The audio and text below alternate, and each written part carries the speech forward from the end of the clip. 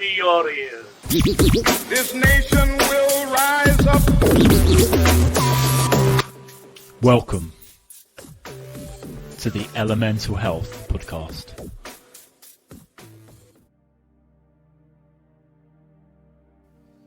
Welcome to the Elemental Health Podcast. I'm Nick Quinton, your host, and this week we are trying to understand the question that is in pretty much every human's mind, which is, why do we age, and why is aging synonymous with kind of losing health and not living the fullest life? I think we associate aging with sort of seeing out our days and getting a little bit more decrepit and losing our sort of energy and vitality as we age. Well, my guest today is disrupting that notion, that paradigm massively in the work that she's doing, and this is an incredible episode all about longevity, the aging process, and the really interesting science that's just coming out now about how we're getting a bit more of an understanding of how that process works, and how we can reverse engineer it, so we can have a much longer health span. The guest this week is Dr Nichola Conlon, and she is really doing some fascinating work in this space. Nichola does an amazing job of dissecting it and unpacking this quite deep science that she's researched for quite a long time now, and really putting it into layman's terms, how longevity can be impacted by the actions we take, and how the body actually ages. So vital, I think, in our understanding of how to progress through life and how to get healthier and stronger for longer, which is kind of what I'm about in everything that I do and the messages that I put out. And again, it's a very congruent guest with everything that's going on in my space and the health community and everything that I'm passionate about. Without further ado, guys, I want you to welcome Dr. Nichola Conlon. And before we get started, I was so impressed by the work that Nichola is doing and her organisation that I asked for a discount code for my listeners. So if you listen all the way to the end, you will obviously hear about the supplements that she's delivering, and right at the very end, I'll drop you guys a discount code so you can get 20% off if you want to try them out and give them a go for yourself. Right, let's do this. Dr. Nichola Conlon, welcome to the Elemental Health Podcast. Maybe you can start with just a kind of background of the vital work you're doing and why it's such a passion of yours. Sure. Well, thank you so much for having me, Nick. So I guess I'll begin at the start, which was back when I decided I really wanted to get into science and ultimately be a scientist, which is what I am. I've always had a fascination with the human body, and really just how amazing it is and how complex it is and how somehow we exist. That's always been really fascinating to me. So that kind of led me down this path to study human biology. I did my degree in physiology. I did a master's in research and how to conduct research. I guess that was, pointing towards my naturally inquisitive nature of trying to understand how things work. And then I ended up doing a PhD, which was very much focused on drugs and nutrients, and how when you take a drug or you eat a food, do those molecules or those nutrients or the drugs actually get from your mouth and actually into the cells where you need them to work, basically. And from that, I kind of decided that a career in drug development was something that I was interested in. I wanted to look at how I could use this science to benefit people. And to begin with, the obvious choice was, okay, medicines, drugs. Going into that field would be a relevant way of using science to help people. So I ended up going and working for a drug development company and a biotech company. And I worked on various drug development projects, including cancer projects, so immunotherapies. I worked on the neurodegeneration projects, pain projects. And ultimately, I ended up working on aging. And aging is something that most people don't associate with drug development, because everyone says, well, you know, why would you be looking at drugs to stop aging? And now that is what I spend my career ultimately doing, looking at drugs that will slow aging. Right, cool, excellent. And that's led me nicely into kind of the fundamental focus of what you're doing. So for kind of the layperson out there that might have had because I think what you're suggesting is a massive paradigm shift in how people consider the aging process. And I know that a lot of your messaging is around that disruption of thought patterns, thinking we don't just get old and get crumbly and fall apart. You know, there is another option. So how do you frame that for kind of the layperson? Yeah, I mean, I always forget that I'm so deeply entwined in this science that I just sort of throw it in there and say, oh yeah, I'm developing drugs for aging, we're going to slow aging. And everyone just looks at me like I'm a total nutter, because for most people that is so far removed from what they believe and what they believe is possible. You know, and I guess going right back to basics, a lot of people don't actually understand what aging is. So a lot of people will say, you know, you'll ask them, well, what is aging and what do you understand about it? And the response that you tend to get is, well, it's just a fact of life, you know, it's just a biological fact. It's something that's programmed into us. You know, it's wear and tear. It's, you know, making room for another generation. But if you actually get people to try and dig into that a little bit deeper and go, but what's happening? Like, why does it happen? You know, people can't answer that. And it's only kind of in the, you know, the last 10, 20 years, even within the science, that people have really started to get a much more deeper understanding of why it actually happens. And one of the things that I tend to have a lot of conversations about is that question, what is aging? So, you know, aging, if you think about it, is actually quite strange, because nature has put you know, so much effort into creating our bodies. You know, taking you know, a single cell from, you know, when a fertilized egg and sperm, all the way through to really complex organism like ourselves that has, you know, 40,000 billion cells in it, that's amassed memories, and it can think, and it can do all these amazing things. That, you know, why does nature seem to abandon, you know, our bodies? Like, why would it go to such great lengths at trying to make this really complex thing and then just abandon it, only to grow, you know, new babies and start from scratch? Why wouldn't it repair ourselves and keep these bodies going that it's worked so hard to build? It doesn't make sense. Aging and mortality are not logical things. And for a lot of people, when things that don't make sense or they're not logical, you kind of just box them away and just go, well, it's just a fact of life, you know, that's just the way it is. I don't get it, but that's just what happens. Or they get kind of overlaid with misconceptions of people trying to explain something that's not very logical and put logic to it. So one of the misconceptions is like this wear and tear theory of aging, this idea that, well, you know, we're working day in, day out, we're moving, we're thinking, we're breathing.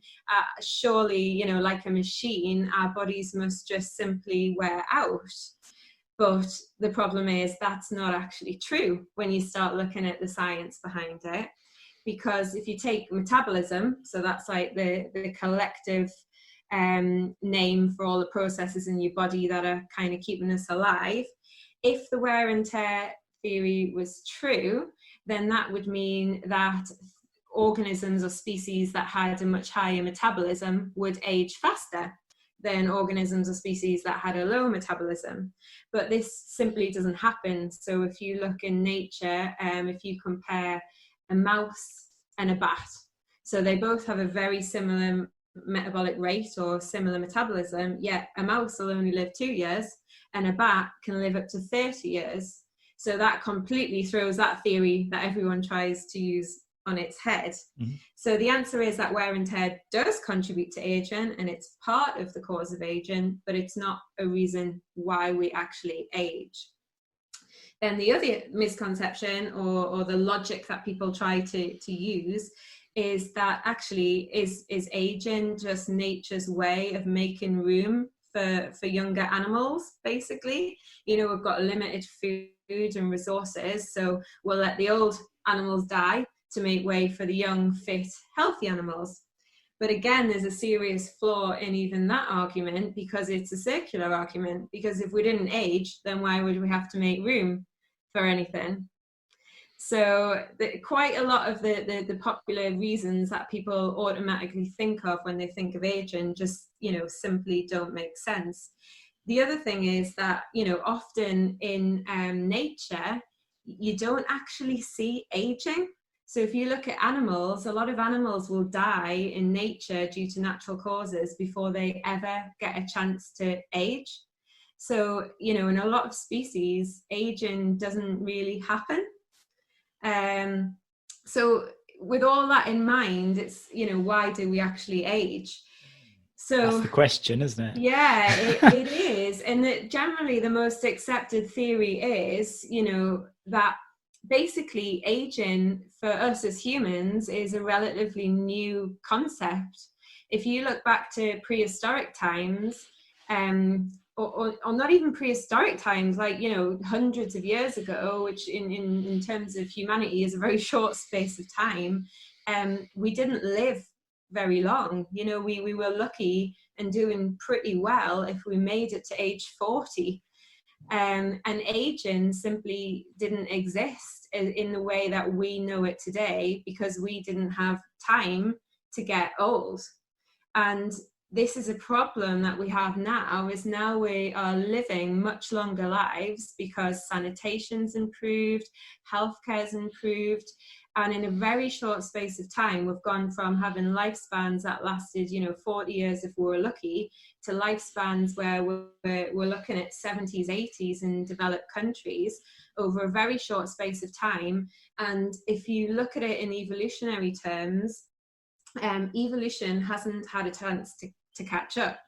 And what I mean by this is, because we've only ever been used to living lives that were very short, evolution has only selected for traits that helped us to live really good, fit, healthy lives when we're young and give us that survival advantage when we're young. But because we died before we ever got old, evolution never had a chance to select for traits that would make us good at being old. So we haven't evolved as a species to be good at being old.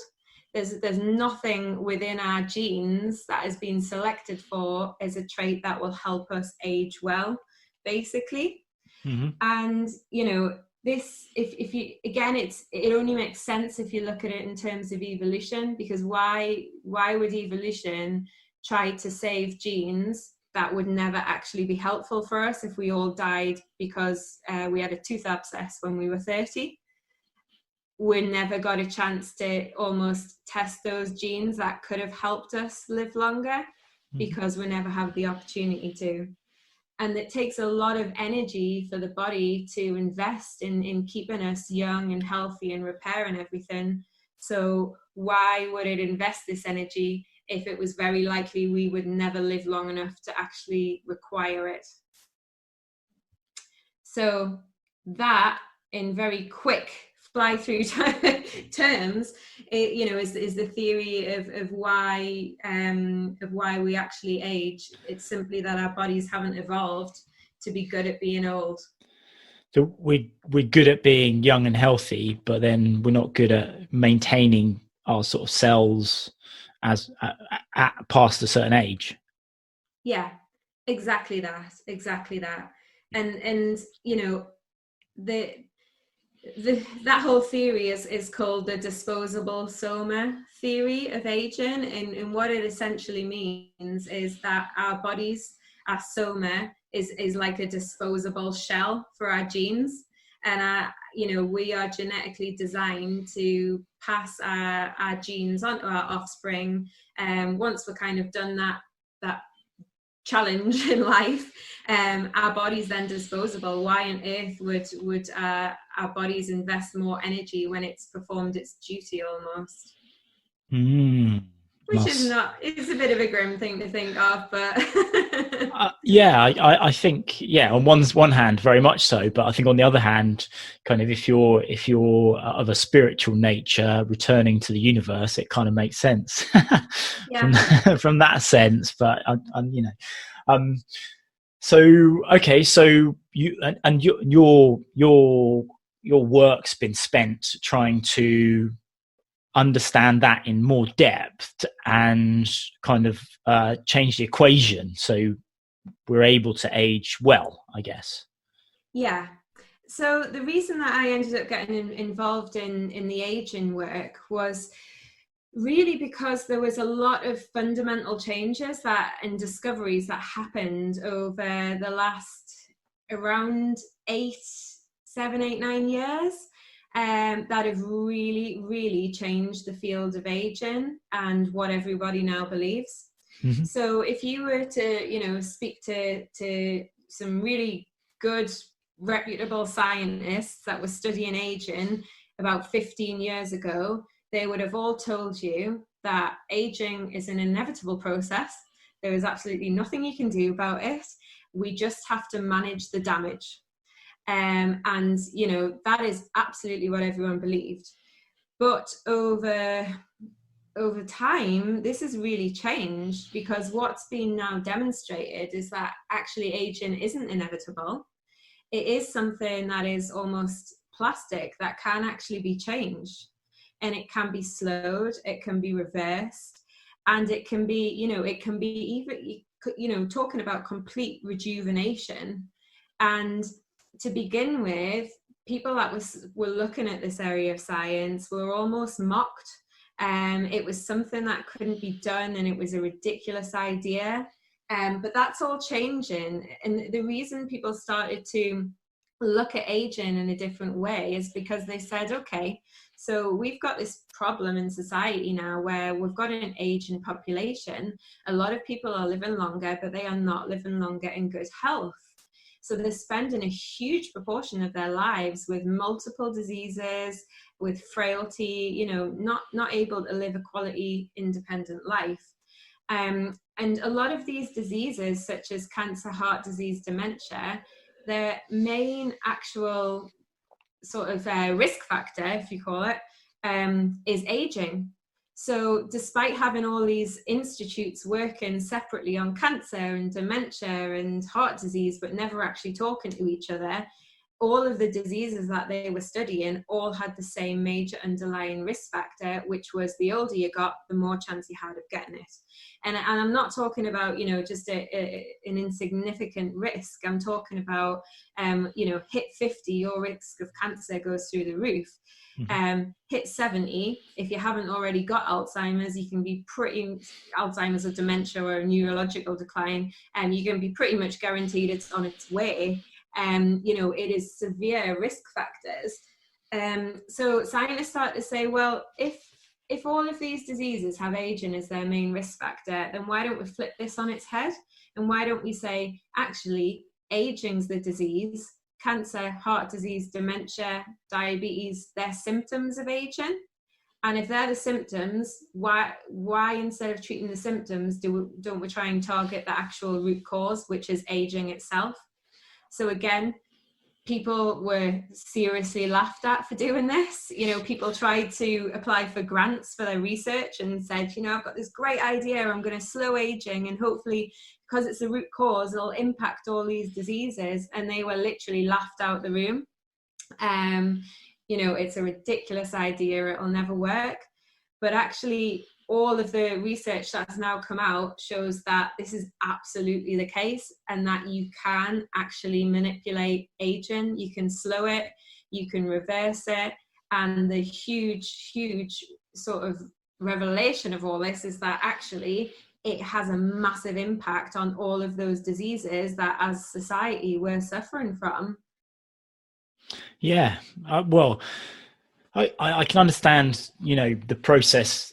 It makes perfect sense to me, I guess, is my point. And, if you couple it with the understanding that having a healthy lifestyle and making healthy choices in your life will increase your, I call it health span. It's kind of the age at which you start to deteriorate. It makes perfect sense, actually, to focus on the aging process and understand that versus, like everything else. I guess the challenge with the institutional setup is the siloed nature as well, and the kind of politics. But it really does make sense to me. But I think that there is a real difficulty for kind of the layperson to get their head around this when we see the numbers of people that are older and unwell with some sort of chronic illness. So what's your, before we get into kind of, I want to get into what you see as the keys to longevity in terms of the science that you're involved in. But what actually makes us age? What makes our cells age? In terms of the poor choices or whatever they might be? What are those factors? Yeah, so a lot of the research that's come out, which has demonstrated that you can slow and reverse aging, answers that question of what is actually happening in the cells. So there's multiple things that are happening. So I guess I'll begin with one thing, is something called senescence.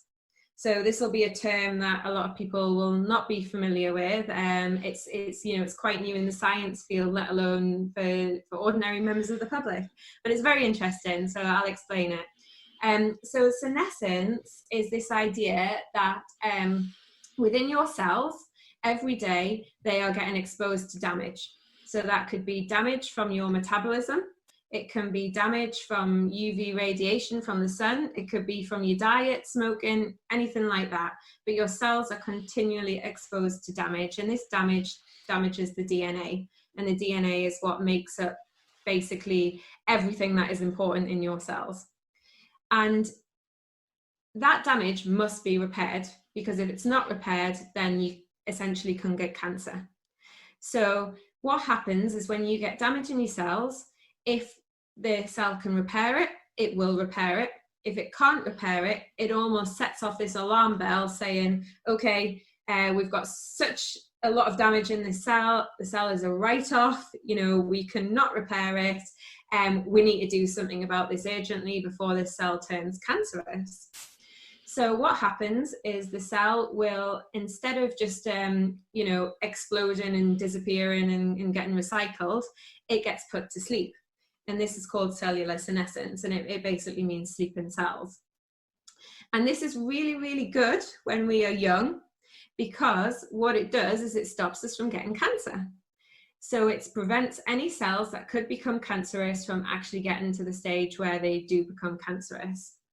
So this is this idea of something that is evolved to keep us really in good condition when we're young. The problem is we're now living a lot longer. And what that means is that a lot of our cells have been exposed to damage. A lot of them have been written off. They've become senescent. They've gone to sleep. So now, by the time that you're in, your elderly, so say you're in your 70s, there is about 30% of your organs that are actually made up from senescent cells. And these are cells that actually they're asleep. They're not performing the functions.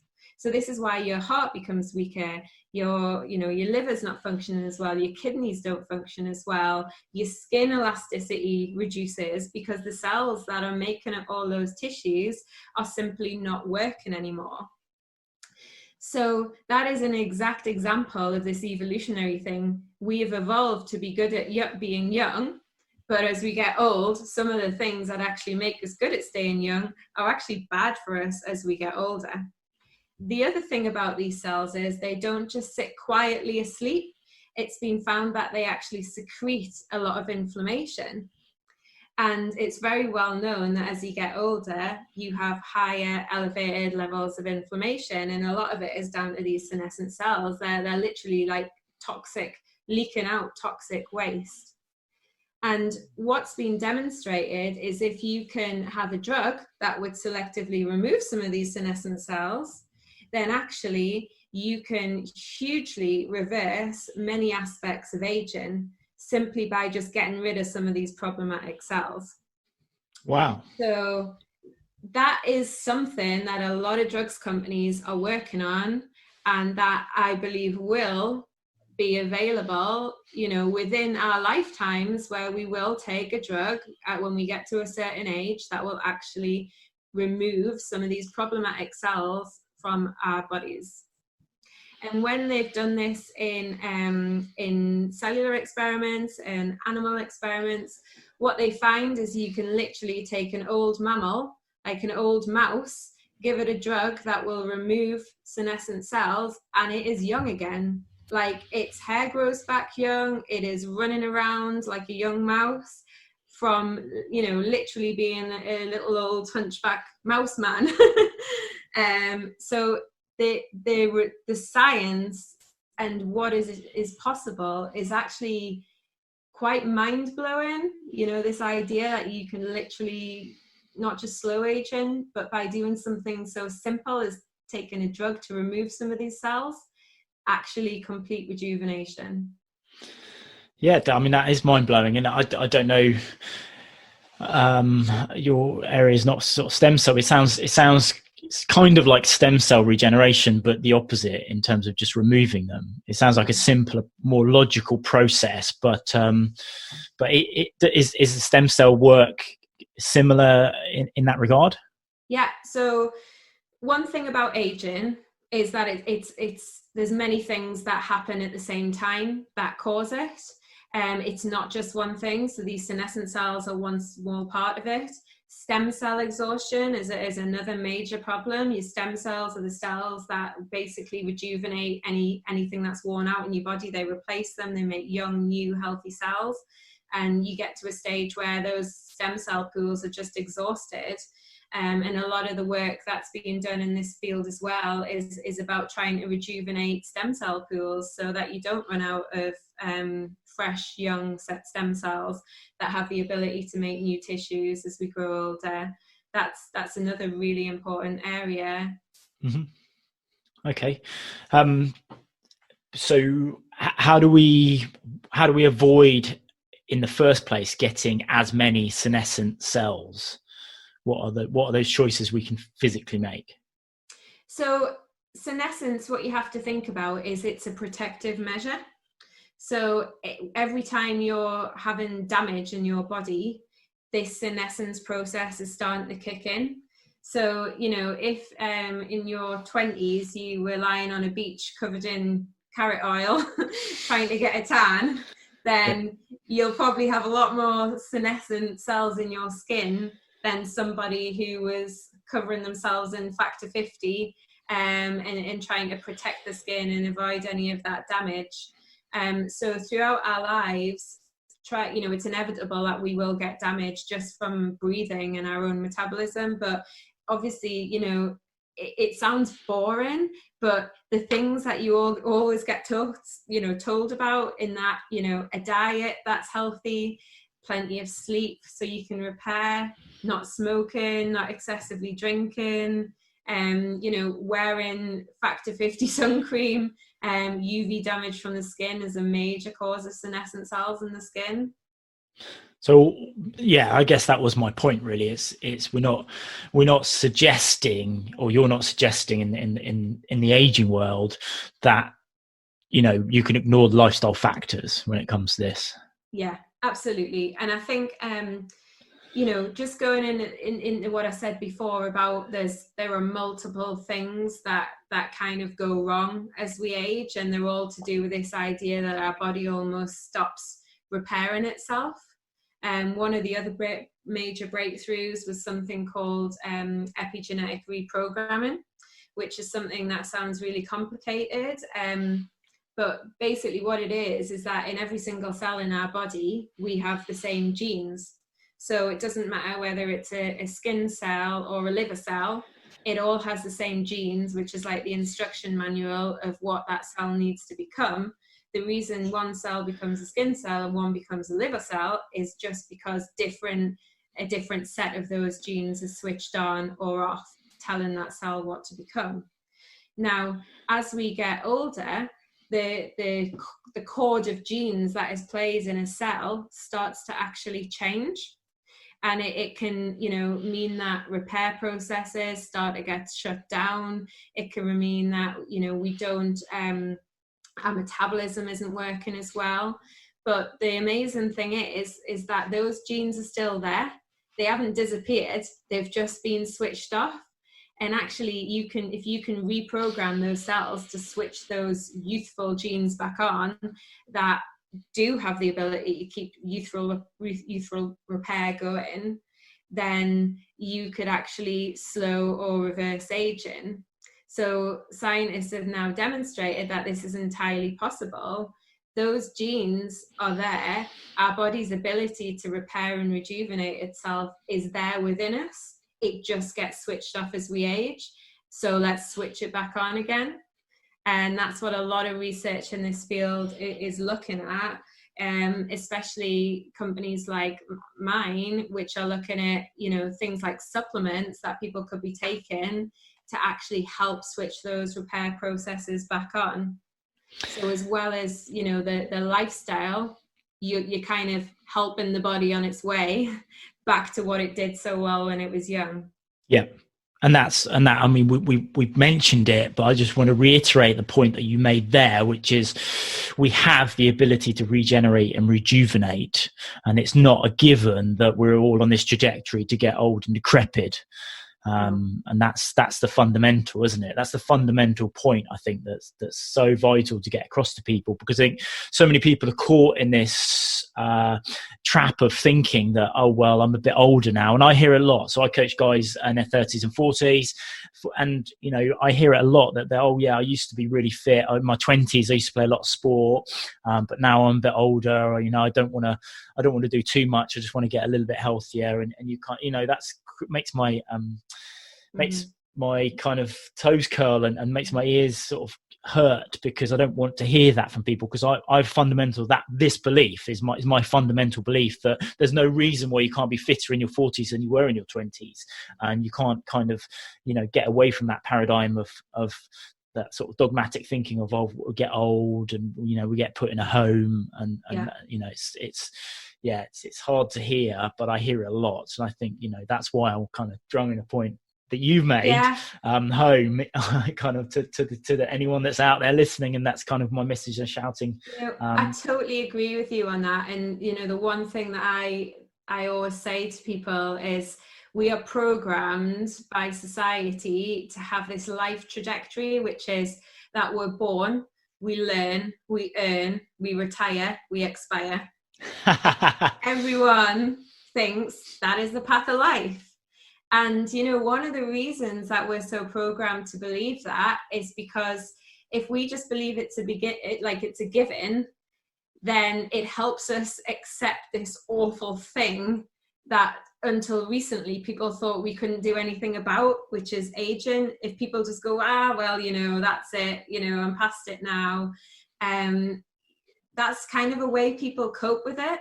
And this is why it's so hard to get people to think differently about it. Because first of all, the science is really young and it just seems really far-fetched unless you're working in it every day like I am. And then trying to get people to sort of change that, that dogma of this is what happens is really, really tough. But I'm so confident that the science now is so strong that it's only going to pick up momentum, and people are going to start hearing a lot more about this idea of health span, which you touched upon as earlier, which is a perfect example to use with people to get them to understand what this is all about. We're not talking about making people, live longer, because people go, why would I want to live longer if I'm in a care home, and I can't get out of a chair? And it's like, no, that is not what it's about. It is about increasing your health span, which is the number of years that you will live in good health, free from frailty, disease, and live an independent and happy life, hopefully. And your lifespan is just the number of years you'll live. You don't want to be looking at that. You want to be looking at your health span, because right now there's a huge deficit between lifespan and health span. So I think that the current stats are, for a child, for a female born in 2009, which is the date I always use because that's when my daughter was born, she is expected to live, I think it's 83 years, an average lifespan, yet her health span at current rates is only expected to be 63 years. That means, at the moment, if nothing changes, she's expected to spend 20 years of her life in, quite frankly, not a very nice state. And it's when you start, breaking it down like that for people, and they go, yeah, actually, I know what you mean, because my parents have been in a care home now, for 10 years, and they can't even remember who I am, and they can't get out the chair, and I don't want to end up like that. And then it's like, well, this is what we're doing. We are trying to work on the science so that people don't have to end up like that. And I am telling you now that there is an answer, and there's a lot of good science behind it now. So if you can start taking steps now and following what is actually happening in this science community, there is a good chance that you will not end up like that. Yeah, that's powerful words. Really is powerful stuff, and I think that's a tragedy of our age, really. That vision of getting old and going into a care home is so prevalent, and it's tragic. I see people, obviously I spent my last 8 years on an ambulance going to lots of care homes, and the quality of life is so poor. And I just pick up on the numbers that you said. So that 63 to 83 or whatever it was, that 20 years, is that because we're getting unhealthier as a population? I think it's a mix, but predominantly it's because we've got an aging population, so people are just living longer, and like I said, we're not designed to live that long. Our bodies just can't cope with it. And that's what all the science is about. We know that the repair and maintenance is still there within our bodies. It just starts getting switched off after we've kind of passed our childbearing age, but it's still within there. So it's all about trying to almost reignite that, and also help to repair some of the damage that has happened. Yeah. Okay. Right. I want to switch fire and talk about your organization and the supplements and bits and pieces. But before we do that, I can't get away from the conversation we had on the phone prior to this podcast. And you've got a background from big pharma as well, big pharmaceuticals. And, my understanding from what you were saying was, and this is off on a slight tangent, is the process for selecting and delivering drugs to market isn't necessarily based on the best drug or the best science. Yeah. And I've got you, and I just don't want to kind of skim over that. Can you elaborate on that conversation and what you meant by that? Yeah, I guess this leads very nicely on to why I started my company. Yeah. So drug development, it's a very complex process. In general, it will take on average 13 years and cost hundreds of millions to get a single drug to market. I think the stats are around 0.1% of molecules tested actually ever work and make it through. 1 in 10,000 molecules make it to a drug. They're not good stats, and it's quite an inefficient process. And one of the main criteria when selecting molecules that will become a drug is whether a company can own it, so whether they can patent it. So a patent, for anyone that doesn't know, just basically means that you own the rights to that intellectual property, so that idea or that invention, and it has to be something that's new and novel, and it's not in the public literature or anything like that. So any molecules that a company will take forward and develop as drugs, they must be able to own that fully. Otherwise, it means that any other drugs company could come along and use all of the research that they have done and paid for and start selling that exact same drug. But if you've got a patent on it, it means other companies can't do that, and they will own that drug for 20 years. And that is so important, because a company will not develop a drug and put hundreds of millions into it if they can't own it for at least a short period of time and make all the money they can out of it. Now, the ethical problem with this is that in drug development, to begin with, you will screen hundreds of molecules, and quite often what will happen is you will end up with a list of molecules that actually work. So you'll screen them in a cell line and see what actually kills what you want it to kill, for example. And then somebody like me who worked at these companies would actually go through the list and say, okay, this is the molecule that worked best. Does anyone else own it? Or is it known within the literature to have these types of effects? And if either of those questions was answered yes, someone owns it, or yes, it's quite well known that this drug, say, kills cancer cells, then no matter how well it worked in the assays, it could have cured cancer, the drugs companies will not touch it because they cannot get a patent on it. So quite often what happens is the drugs that actually go through into trials are not the best candidates. They are the fourth or fifth down the list, and there are actually things that performed much better, but drugs companies won't go after them if they're already well known or they're already owned. It just doesn't make commercial sense for them. So you can understand why they do it from a commercial perspective, but from an ethical perspective, it kind of makes you wonder how many cures for things have probably been there but never actually made it to a drug because of these commercial decisions. I mean, I had to take a second to let that sink in when we first discussed it, and you know, yeah, it's amazing when you ponder that thought. It's probably best not to ponder that thought too much, really. And then you come down the chain so that they don't get to market. So sometimes the best drugs don't get to market. And then you take that down the chain to a clinician prescribing a drug, and they're obviously hampered, limited, biased towards which drugs work. But they're not given the. It's like trying to fix a car without the best tools, isn't it? Really, yeah. or the it's right exactly tools. That.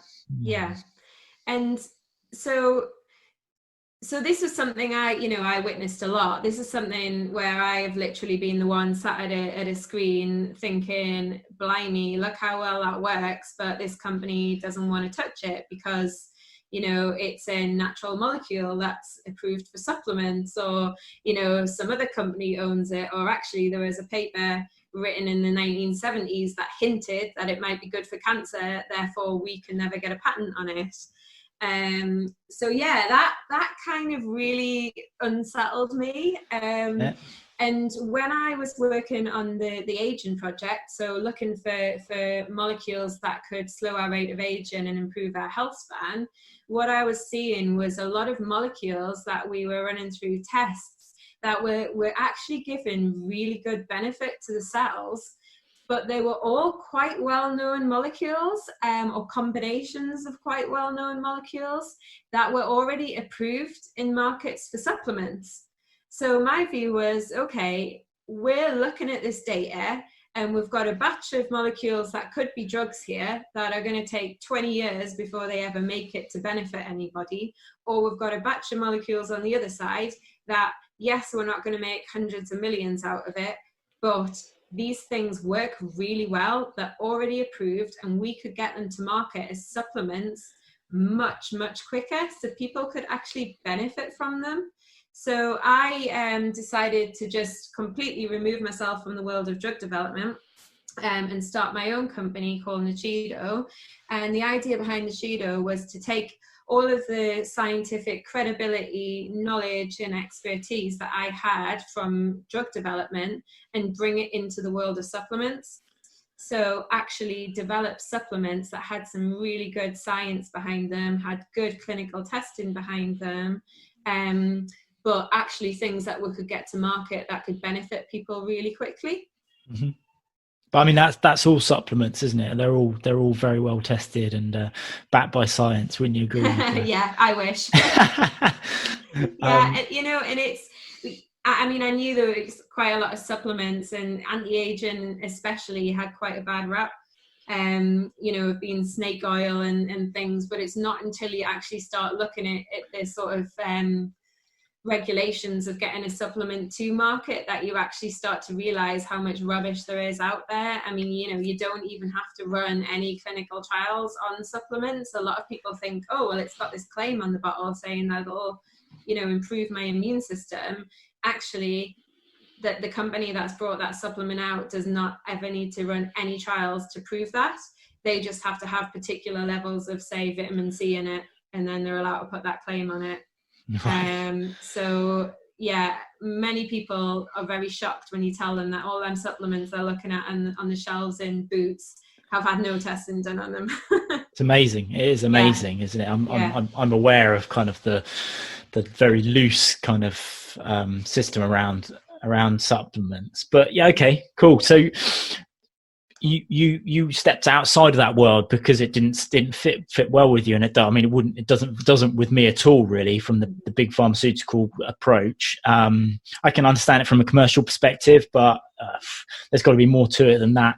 So you're now out on your own, creating supplements that you believe are backed by science. Well, they are backed by science, but you believe can really help people. So what does that look like? What are you delivering? So one of as I mentioned at the beginning, there are multiple areas of science in the aging field that have had some big breakthroughs, and one of these breakthroughs is surrounding a molecule called NAD.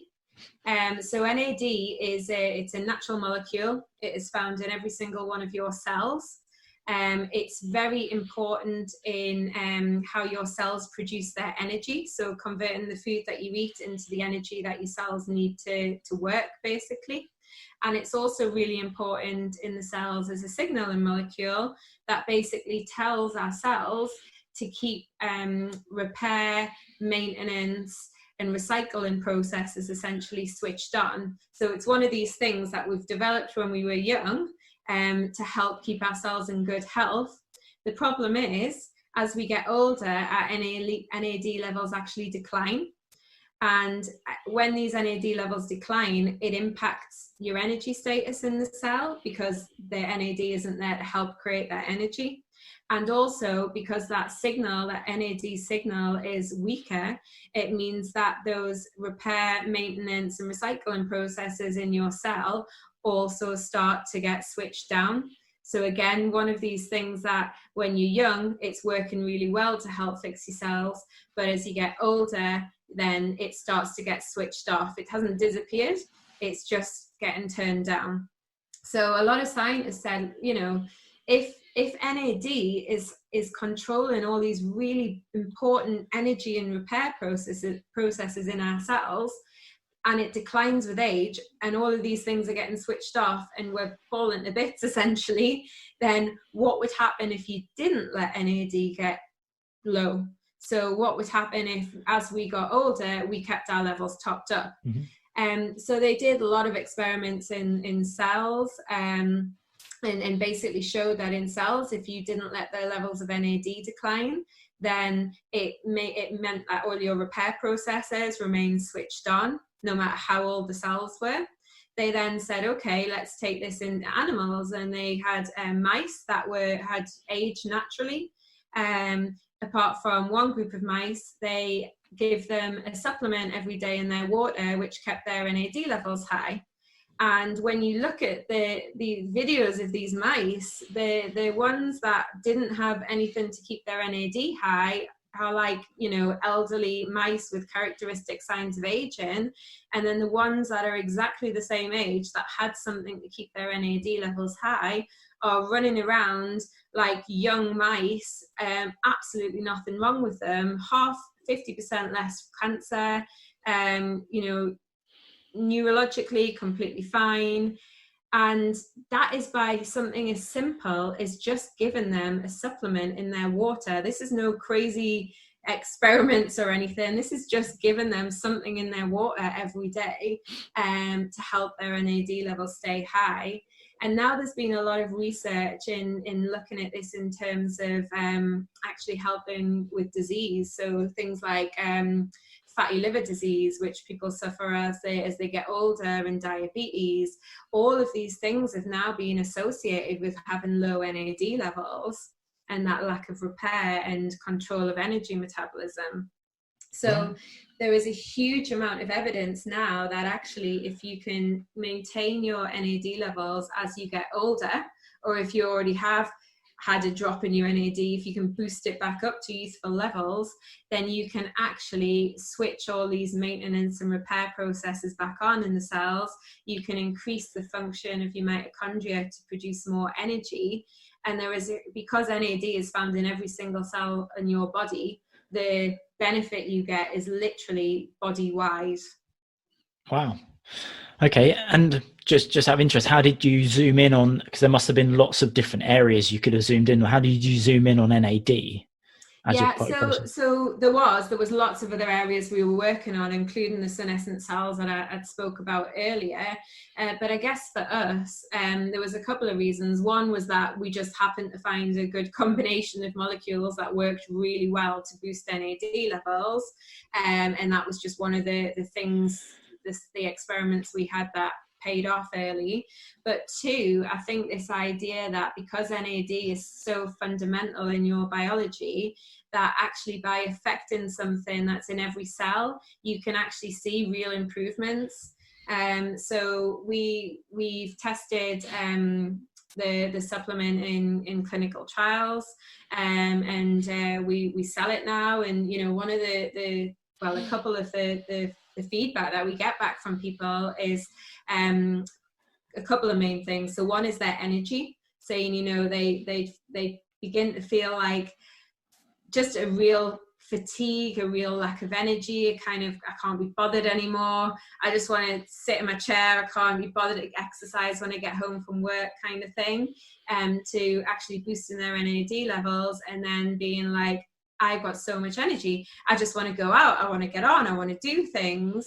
The other thing is the mental energy and mental sharpness. So a complete change in the sort of brain fog almost disappearing. People who report feeling very not mentally focused, lost mental sharpness, feel like there's a fog. Saying actually I can think clearly, I can focus much longer, I can focus later at night when I couldn't before. The other thing is sleep. So NAD is so regulated in terms of your sleeping patterns, your circadian rhythms. So if you were to look at the way your NAD fluctuates throughout the day, it's sort of cyclic, in that it rises and falls throughout the day, a bit like your melatonin does, which helps your sleep-wake patterns. And it's very well known that as we get older, our sleep becomes disrupted and we don't get the quality sleep. And this has a lot to do with the fact that our NAD levels are falling and they've become dysregulated. And actually, if you can get them looking more like the youthful patterns of NAD that you had when you were younger, it really benefits your sleep. And we get a lot of feedback from this. But I mean, in general, NAD has been demonstrated to help a lot of age-related diseases. One of the big ones is the neurological decline, Alzheimer's, dementia. There's a lot of evidence that low NAD levels contribute to this, and actually by boosting NAD levels up, you can actually really reverse some of the signs and symptoms of it. Wow. Okay. And why haven't we heard about NAD? I mean, we in the wider health space, we talk about hormones, testosterone, insulin. Why has NAD kind of slipped through the net, do you think? So, funnily enough, in the UK, we're a little bit behind. So in America, it's actually a lot more well known.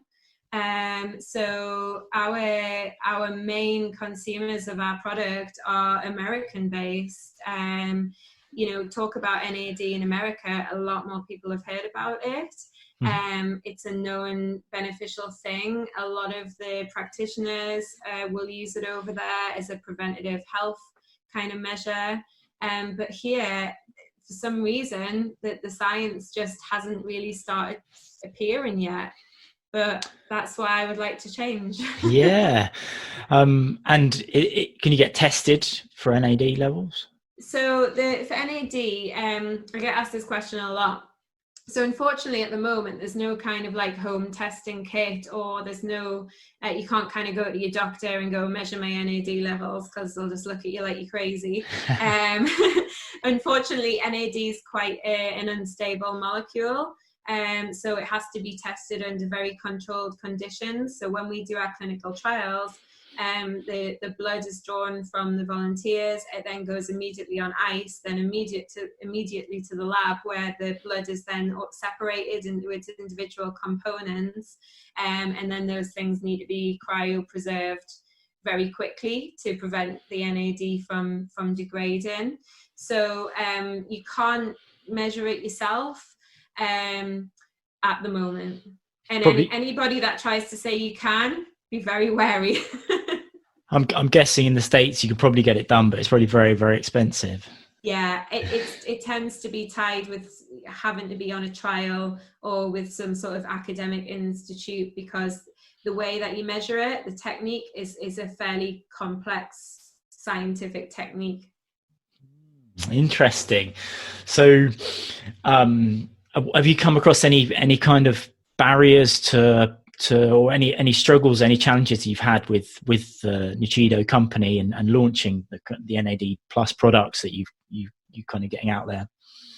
Yeah, I guess, one of the main things for us is that perhaps, I went into this slightly naively thinking, look at all this amazing data that we've got that shows that, this supplement reverses aging in cells, and it boosts your NAD levels, and it, all the signs and symptoms of aging in the cells are reversed.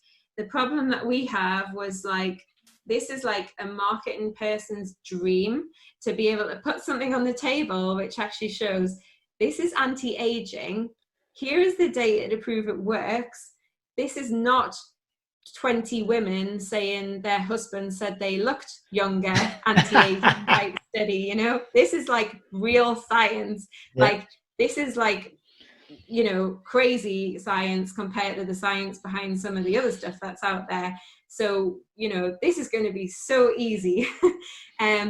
That was a bit naive, because actually it's the regulations make it really hard to talk about the science, because for say anti-aging supplements and cosmetics, the definition of a cosmetic, this is a classic example, is that it does not alter the physiological structure of the skin, it just improves its appearance. So if we start to claim that, look, this is boosting your NAD and it's repairing your DNA damage, they become very oh, it's a drug. I see. So even though all these molecules are listed as, safe, they're supplements or they're things that can be in topical products, if you start making any claims that are drug-like, then we will get sent down the route of, these things are too powerful, so put them into a 20-year clinical trial and, we'll not see the light of day again. Wow. Okay. Yeah. I mean, it's probably why the supplements don't bother with the scientific research, isn't it? Yeah, you know what? That is part of the problem. The problem is that the regulations are so backwards that it's like, why would we bother investing time and money to show that something works so well when we can never actually talk about it? Ironic. Really ironic, isn't it? Oh, but man. Yeah, so we're at the minute we have the world leading NAD booster. We've compared it with any competitors. Their products work where they boost your NAD 60%, as boosts it 242% in a clinical trial. However, advertising that is tricky. Yeah, it must be a minefield. And there's no, with supplements like that, there's no sort of absorption issues, actually being able to take the supplement and utilize it. Yeah, so my background for my PhD was all about absorption. So when we have been developing this supplement, we've been very careful about the levels of the ingredients in there to make sure that there's enough in there so that actually by the time you account for some being lost through the digestive system, that you'll still get efficacious amounts within the cells. So that's something that bioavailability that we've been really, key on trying to get that right during its development. And then I guess, it's one of those things, it's, supplements, drugs, topicals, food, everyone's an individual and everyone reacts to things differently due to the complexity of our biology. So just like, some people can't take specific drugs, some people can't take specific supplements, some people can't eat gluten. Mm-hmm. The only difference between all these molecules is that somebody in an office somewhere or in a lab somewhere has sat and said, okay, this molecule is a drug and this one is a supplement and this one is a nutrient. Yeah. Our body doesn't see them any differently. No. It doesn't say, oh, there's a drug coming in. Yeah. It's it makes you wonder, doesn't it? It really does make you wonder. Yeah. The more I think about it, the more I think it kind of opens up a minefield, doesn't it, in that whole space. Like, I commend you for having spent your kind of life work navigating those minefields, and especially in the pharmaceutical space. Nichola, I'm just mindful of time, and I want to be respectful of your time. Where can people find? I mean, you've given us so much. I mean, it's been a real schooling from my perspective, and I thought I knew a little bit about the human body, but it's been incredibly valuable for me, and I'm sure it will be for the audience when we put this out and they listen to it. And you drop some absolute bombshells that I don't think people should be overlooking in their own health, their own life, and the people around them as well. So thank you very much for that, and thank you very much for the work that you're doing, the excellent work that you're doing. I just wanted to acknowledge that, and please tell us where we can find out about you, NAD Plus, the company, and everything else. No, thank you so much. I really appreciate that, because that is literally my mission, to try and make this science available to people. So yeah, if you want to follow me, it's at Dr Nichola Conlon on Instagram. I do a lot of just this kind of educational type of stuff, and then our company is Nuchido, which is NUCHIDO, and you can find our company at www.nuchido.com. We've got quite a lot of information on our website about NAD.